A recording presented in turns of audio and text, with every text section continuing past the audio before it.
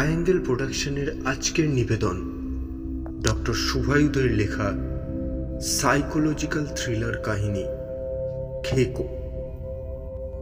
গল্প পাঠে সুপর্ণ, অন্যান্য চরিত্রে ঝিনুক, পলাশ, রুদ্র, সূর্য, রূপম ও কৌশিক।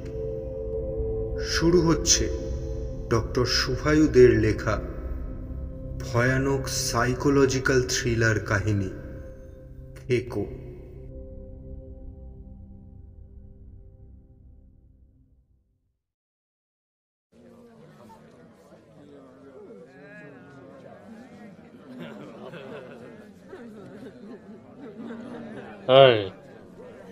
এই তোর গা দিয়ে কেমন একটা মরা পচা গন্ধ বেরোচ্ছে রে, কাপড় কাচিস নি?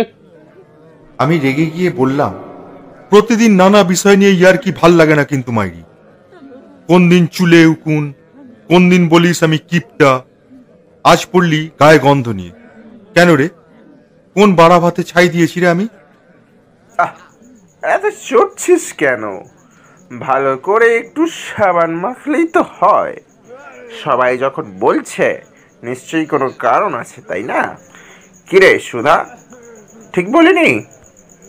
সুধা বিড়ি ফোঁকা শেষ করে বলে,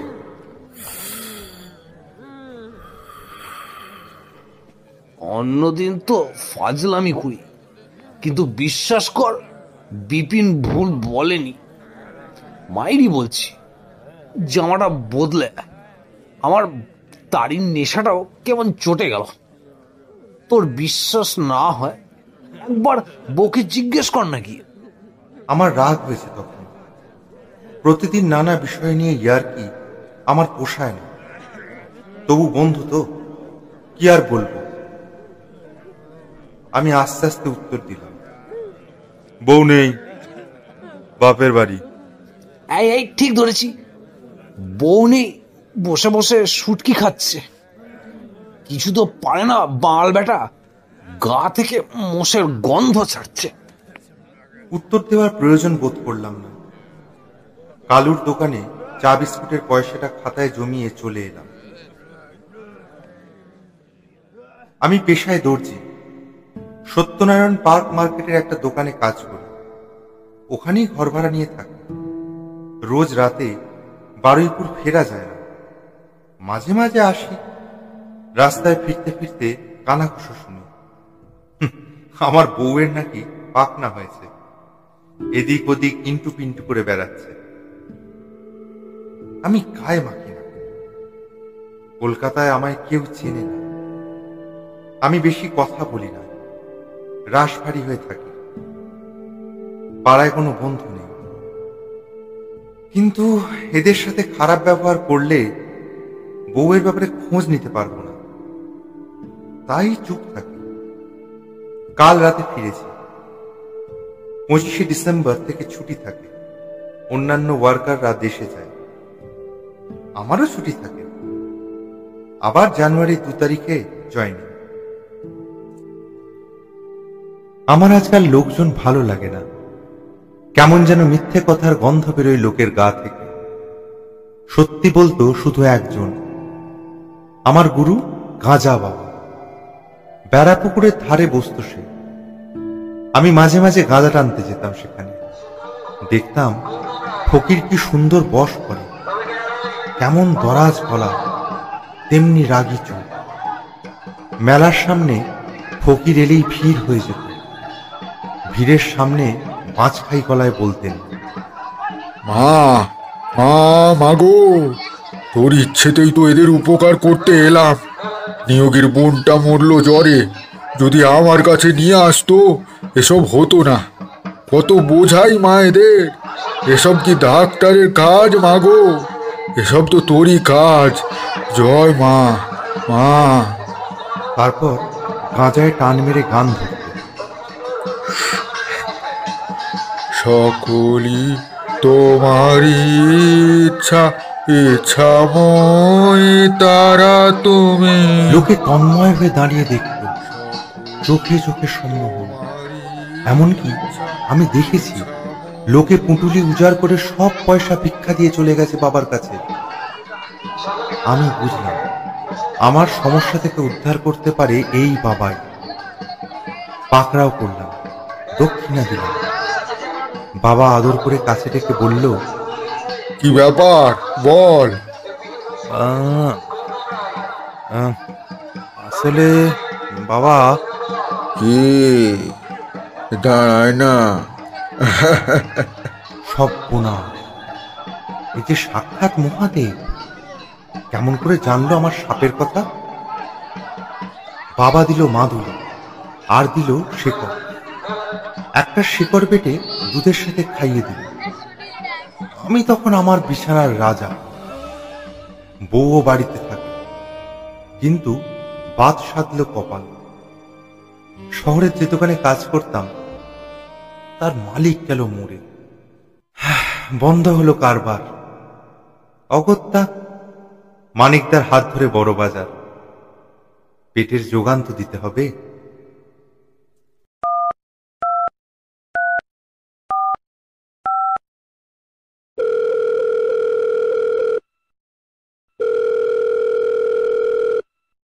কি হয়েছে কি?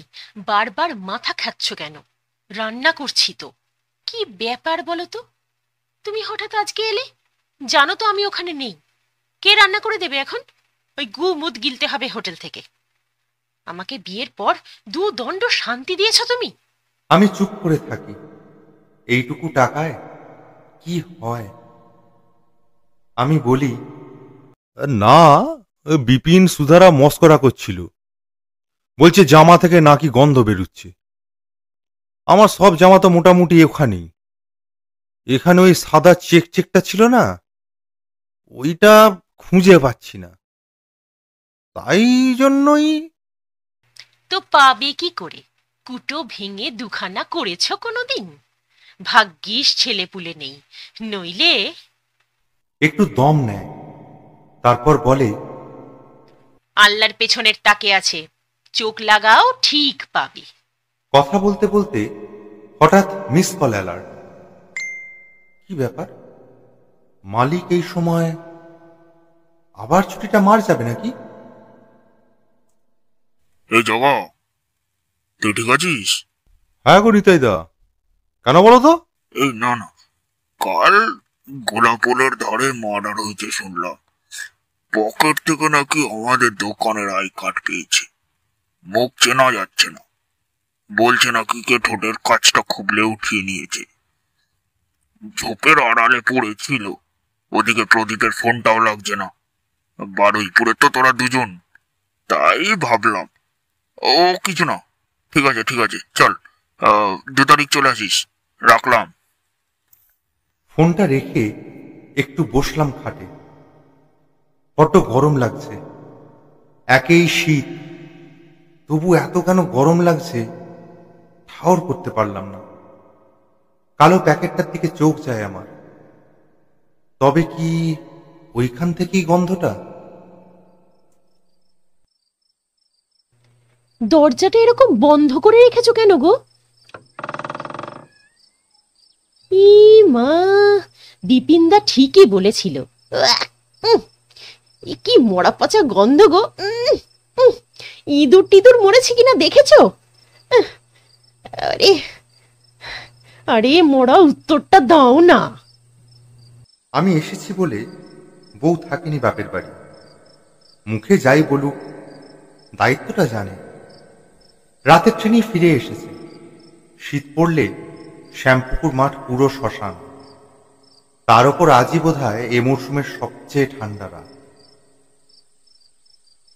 বউ এসে দেখে বাড়ি অন্ধকার, দরজাটা শিকল দেওয়া নেই। হালকা করে দরজাটা খোলা। বুঝতে পারল লোডশেডিং। আমার নির্বুদ্ধিতা দেখে আর মেজাজ ধরে রাখতে পারেনি। আমাকে গজগজিয়ে আরো কিছু কথা বলতে যাচ্ছিল বটে, কিন্তু ওর কানের কাছে একটা হিমশীতল শব্দ বয়ে যায়। কথাটা এত কানের কাছ দিয়ে যায় যে আচমকা বাবা গো বলে চেঁচিয়ে ওঠে। যে তিরিক্ষে মেজাজ ছিল এতক্ষণ, তা যেন কোথায় মিইয়ে গেছে। এই এই তুমি কোথায় গো? কি গো? আরে কি গো, সাড়া দেবে তো? আশ্চর্য, পড়ে মরবো তো অন্ধকারে। বলার সাথেই সাথেই সেই ভয়াল কণ্ঠস্বর ওর কানের একদম পাশ দিয়ে হিমস্রোত বইয়ে দেয়। হুশ, একদম চুপ। কে কে? এই তুমি এরকম করছো? ফালতু না, এই আর কি ভাল লাগে না কিন্তু। কি গো? ও মা গো, কি গন্ধ! বাঁচাও! খুব ভয় পেয়ে গেছে। সে যাক, সারাদিন ওর ভয় আমি সেঁটিয়ে থাকতাম। আজ আমি উত্তর দেবই না। আমি একদম চুপ। হঠাৎ সজোরে বন্ধ হয়ে যায় দরজা। স্পষ্ট শোনা গেল বাইরে থেকে যেন কেউ খিল টেনে দিল। অন্ধকার, ঘুরঘুরতে অন্ধকার। আমার বউ ঘেমে নিয়ে অস্থির, পাগলের মতো চেঁচাচ্ছে। বিপিনদা, সুধাদা, কে আছো? বাঁচাও! ওগো, তুমি এমন করো না প্লিজ, আমার ভয় করছে, আমি মরে যাব। বলে হাত পা ছড়িয়ে কাঁদতে শুরু করে। জলে ভেজা চোখ নিয়েও দেখতে পায় আলনার কোনায় কে যেন বসে আছে। তার লাল লাল দুটো চোখ জ্বলছে হিংস্র আগুনের মতো।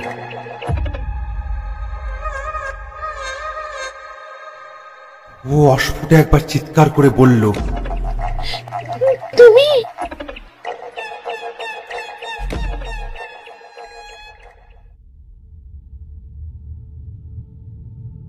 কতক্ষণ জল পড়তে দিচ্ছি, চোখই খুলছে না।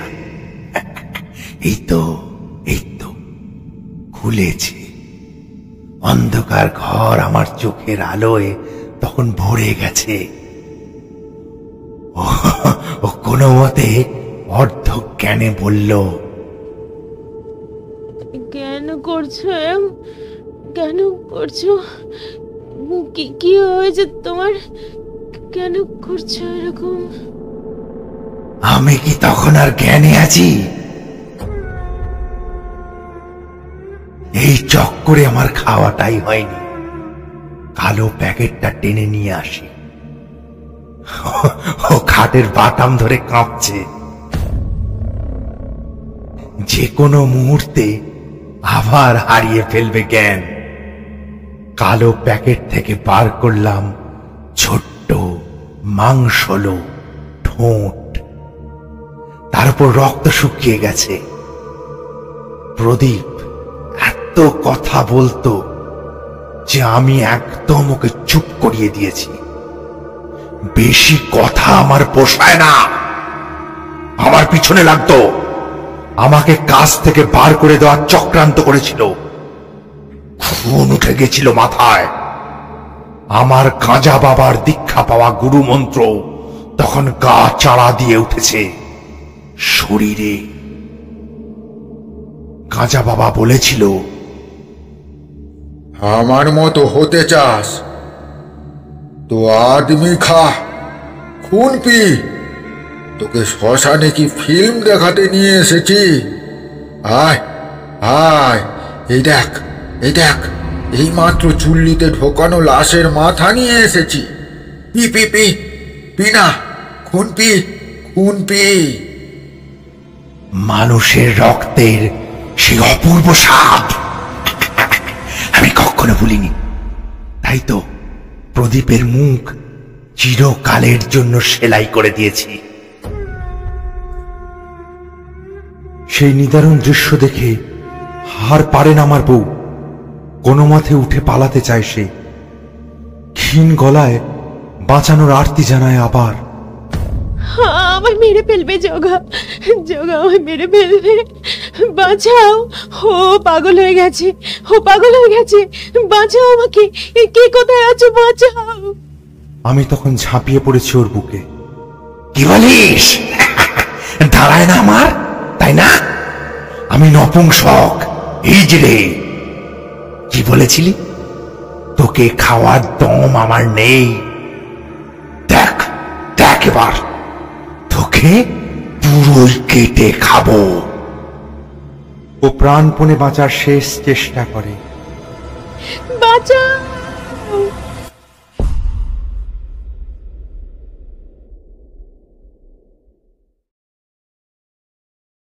খবরে বেরিয়েছে আমি নাকি বউয়ের লাশ 28 টুকরো করে ফ্রিজে ঢুকিয়েছিলাম।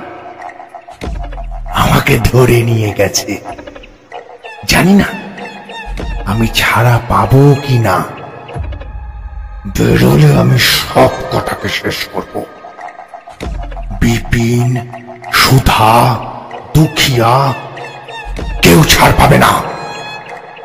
খবরের কাগজের লোকেরা জানে না আমি আসলে 40 টুকরো করেছিলাম। বাকিটা আমার পেটে।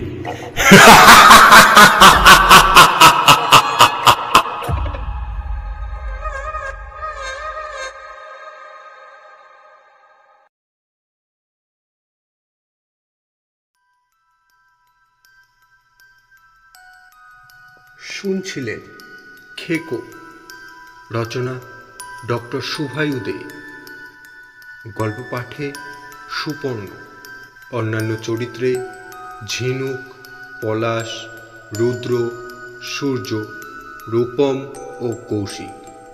এডিটিংয়ে শুভঙ্কর। সমগ্র পরিকল্পনাটি প্রযোজনা ও পরিচালনা ট্রায়াঙ্গেল প্রোডাকশন।